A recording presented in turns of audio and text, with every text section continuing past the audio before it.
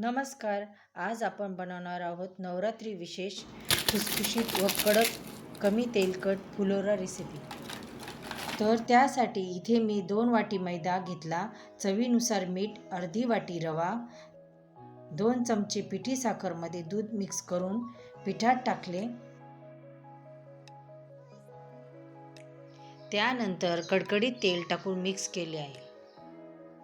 आता ही कणिक दुधात किंवा पाण्यात भिजू शकता, पण मी इथे दुधाचा वापर करत आहे. कणिक घट्टसर भिजून घ्यायची. कणिक घट्टसर भिजल्यामुळे फुलोरा कडक व खुसखुशीत होईल. अशा प्रकारे गोळा तयार झालेला आहे. याला 10 मिनिटांसाठी झाकून ठेवावे. 10 मिनिटं झालेले आहे. पीठ पुन्हा एकदा मळून घेऊया.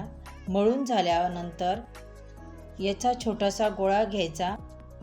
आता लगेचच आपण पुरी लाटून घेऊया. आपला फुलोरा पातळ लाटून घ्यायचा आहे, जेणेकरून तो फुलणार नाही, कडक असा खुसखुशीत होईल.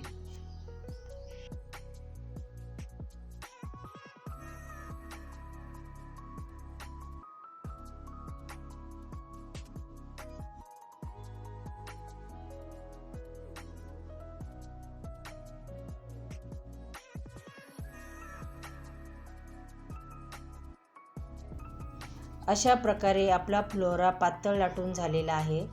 आता आपण तळून घेऊया. पातळ लाटल्यामुळे आपला फुलोरा फुललेला नाही आहे. कमी गॅसवर हा फुलोरा तळायचा आहे. बघू शकता तुम्ही, छान असा कलर आलेला आहे.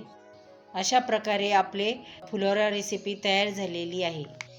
तर बघा, साध्या व सोप्या पद्धतीने मी आजची नवरात्र विशेष कुरकुरीत खुसखुशीत फुलोरा रेसिपी बनवली आहे. रेसिपी आवडली असेल तर चॅनलला लाईक, शेअर आणि सबस्क्राईब करा. थँक्यू.